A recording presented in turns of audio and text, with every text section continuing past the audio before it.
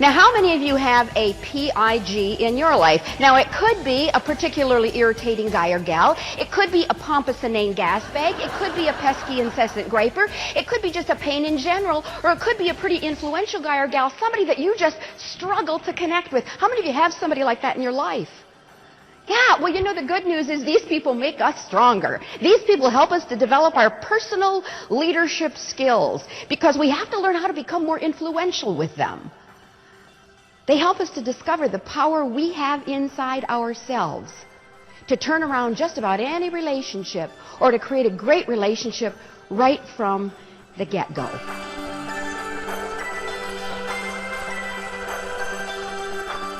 See, someone once said that our success or failure in this life depended not so much on knowledge or skill, because those are things we can get, if first we have the desire to understand and to manage ourselves.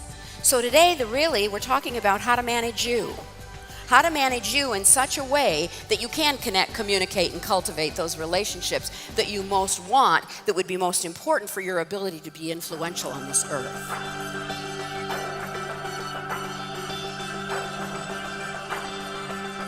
For 3 years, I served on the same board of directors with this fellow, and for 3 years, I put up with what I called his fanatical attention to detail, his argumentative disposition, his opposition to just about everything I suggested, until finally the time came I said, okay, that's it. Milton's got to change.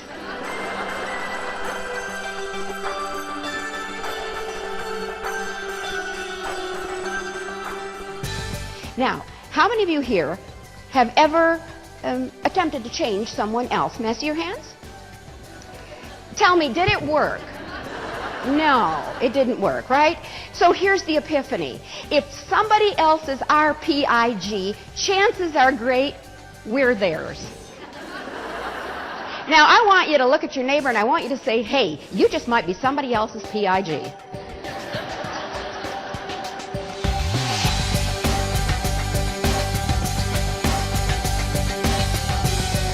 Well, at the end of our time together, they had to fill out evaluations and sign them as proof that they had actually heard the lady speaker speak.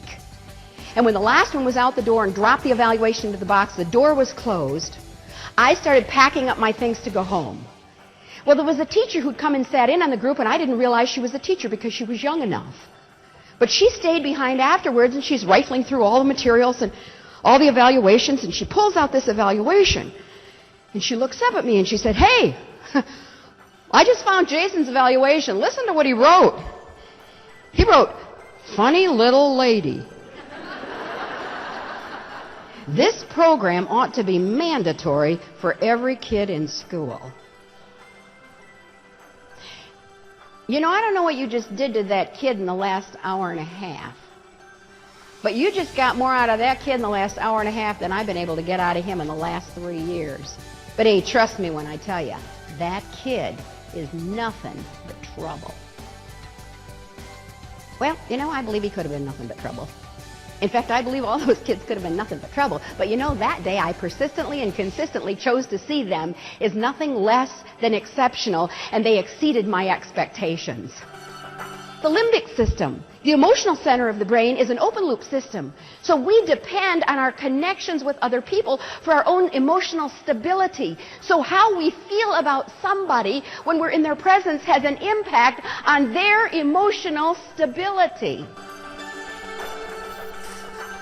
Would you agree that when you are gone from this earth in another 110 years, would you agree that no one will ever be able to fill your exact space again?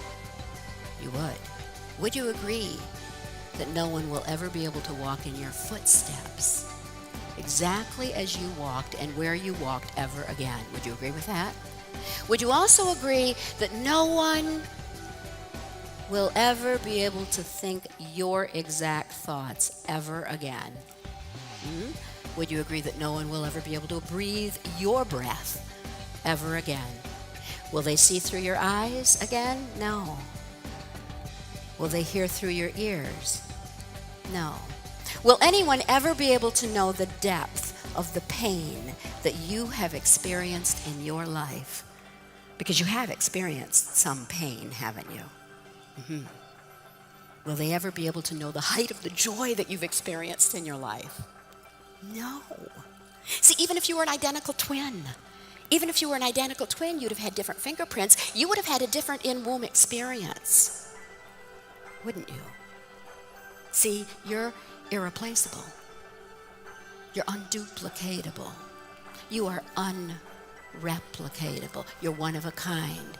You're truly the meaning of the word unique. Now, when you think about it that way, isn't it kind of easy to see anybody as exceptional?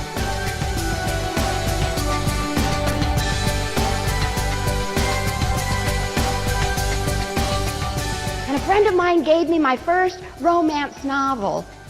I think it was called The Flower and the Flame. And then The Hawk and the Dove.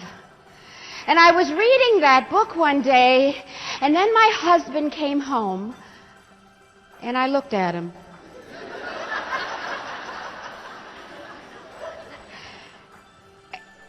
He did not look like Fabio. He did not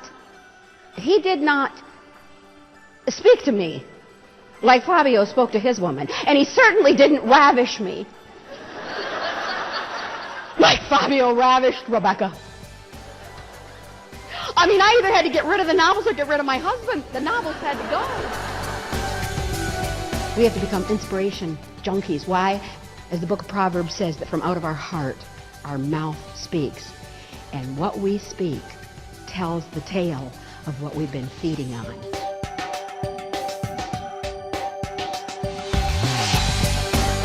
I guarantee you will say, if you do not already, yes, I can teach a pig to sing, because you see, I am the P-I-G. I am a person igniting greatness.